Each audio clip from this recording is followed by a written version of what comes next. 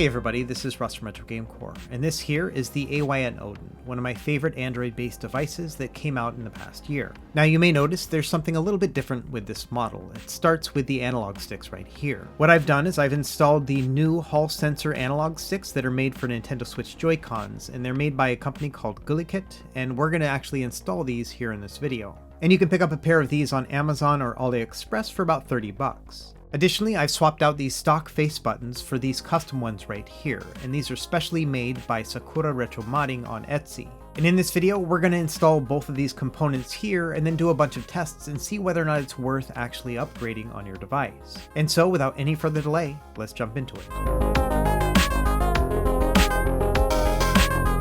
Okay, to start, here is my original AYN Odin. Now I have done a couple changes to this one, we'll get into that here in a second. Now the Odin Pro is not the only one I own, I also have an Odin Lite, and that's this one here. And for the most part, the installation process will be exactly the same on these two models. If you do have LED lights like on the Odin Lite right here, there's one extra ribbon cable, but other than that, it's exactly the same. Now last year I tried to upgrade the sticks on my AYN Odin. What I did is I swapped them out for generic Nintendo Switch sticks, and then I added some PS Vita caps on top. And I think this installation did improve the overall feel, but I always felt like the PS Vita caps were a little bit cheapy feeling. Either way, I still thought it was better than the sticks that came with the device, and those are like these here on the Odin Lite. I've always found that the caps that they're using on these stock sticks right here are just a little bit too small, and they also don't stick out enough for me either. Now my other complaint about the AYN Odin are the stock buttons. I've always felt that the travel on them is too far here, and they just have a thunky quality to them.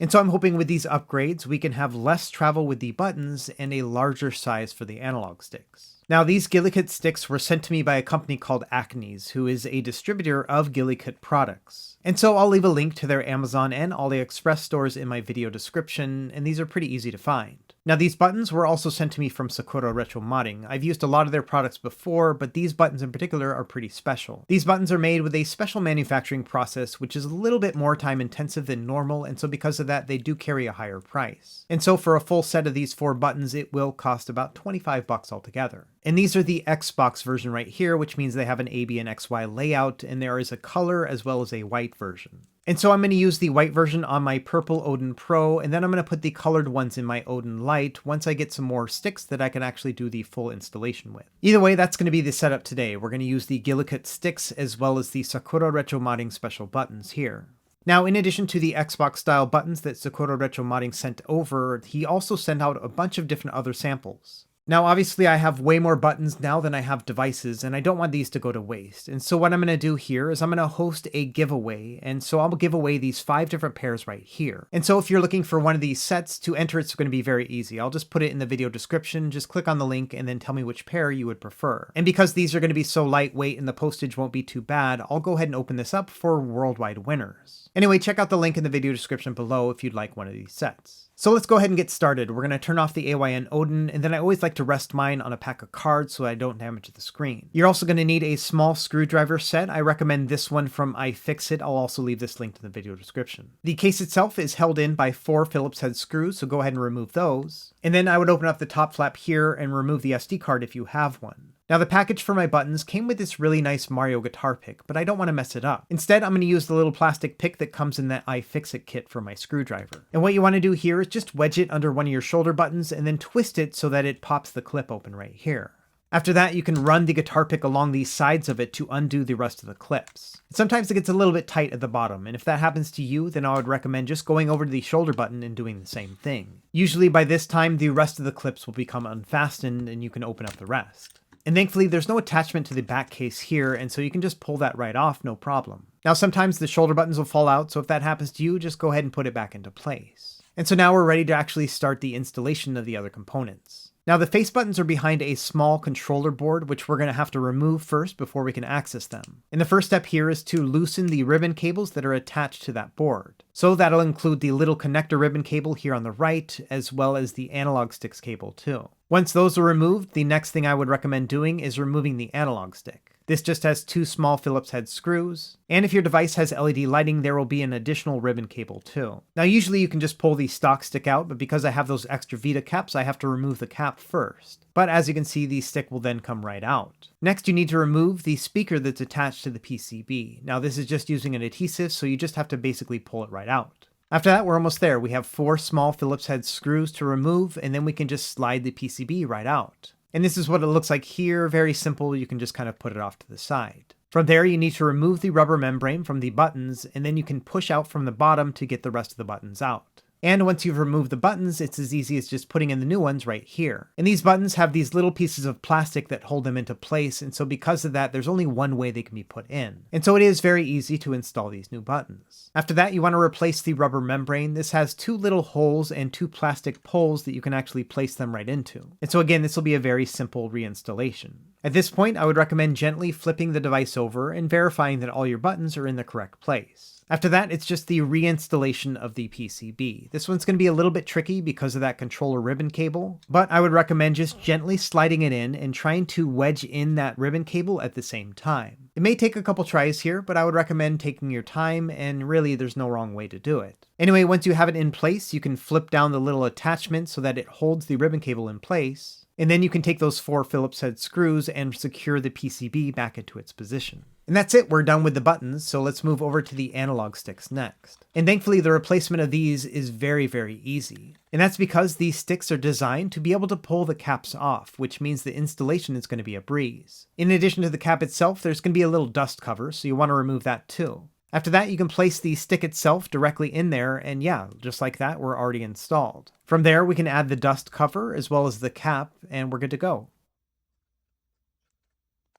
And just to be sure, I would recommend just kind of moving it around a little bit, making sure that it's nice and centered, that nothing is getting stuck. But as you can see, we're getting full range of motion with this new analog stick, which is pretty awesome. After that, you need to secure the ribbon cable for the joystick. This can be a little bit tricky, so if you do have some tweezers, I would recommend trying those. I'll also show you with the other stick an easier way to install this that I didn't really think about until I got to that one. Either way, once you have it in place, just go ahead and latch it down and keep it secured. And then you can place the speaker back in its position, and we're actually done with this side. And so now let's do the same procedure, but with the leftmost analog stick. And the setup here is going to be exactly the same. And so we're going to remove the analog stick by unscrewing the screws and then unlatching the ribbon cable. From there, I'm going to pull off the cap so that I can get the rest of the stick off, and here we are. And of course, the exact same process when it comes to the installation. We're going to pull the cap and the dust cover off here. And then here's the special trick that I just kind of thought about as I was making this video. Let's actually attach the ribbon cable now. That way we have a lot more room to work with, and then we can attach the stick itself later. And so here I am screwing in the stick here, and I gotta say that yes, this process was a lot faster. So if you'd like, I would go ahead and attach the ribbon cable first, and then screw the stick into place. Now again, for that front installation, we'll add the dust cover and the cap. And yeah, just like that, we've actually installed everything. Now my shoulder button just fell out again, so let's go ahead and reinstall that. But after that, we're good to go. So we're going to snap on the back case here, and I'll add the screws later once I've actually tested everything in case I've messed anything up along the way. Either way, when you snap the case back into place, it feels very therapeutic. It has a very nice crunch kind of feel to it.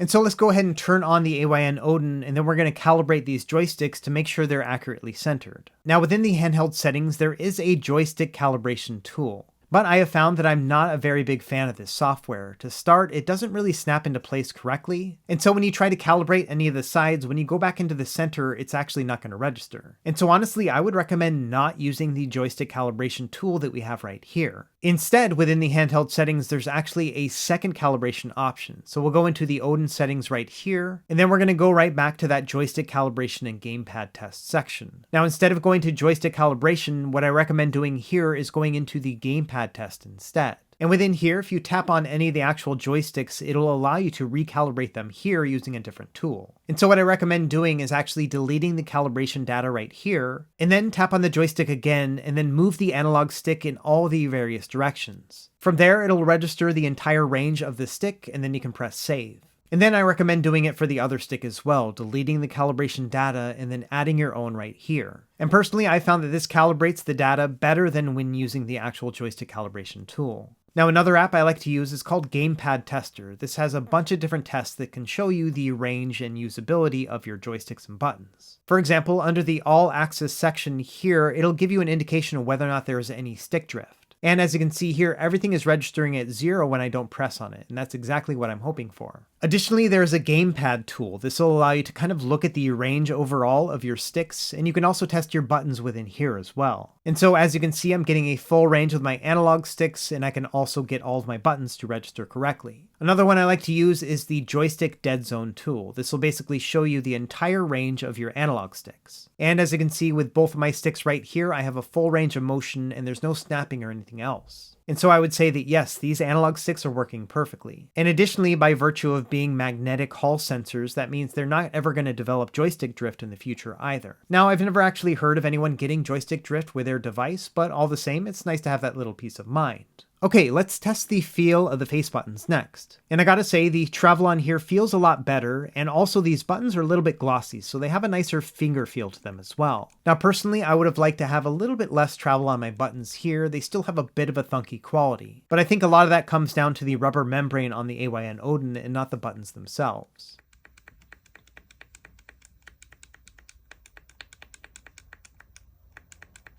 Either way, as you can probably see right here, the AYN Odin Lite has definitely a lot more travel to these buttons.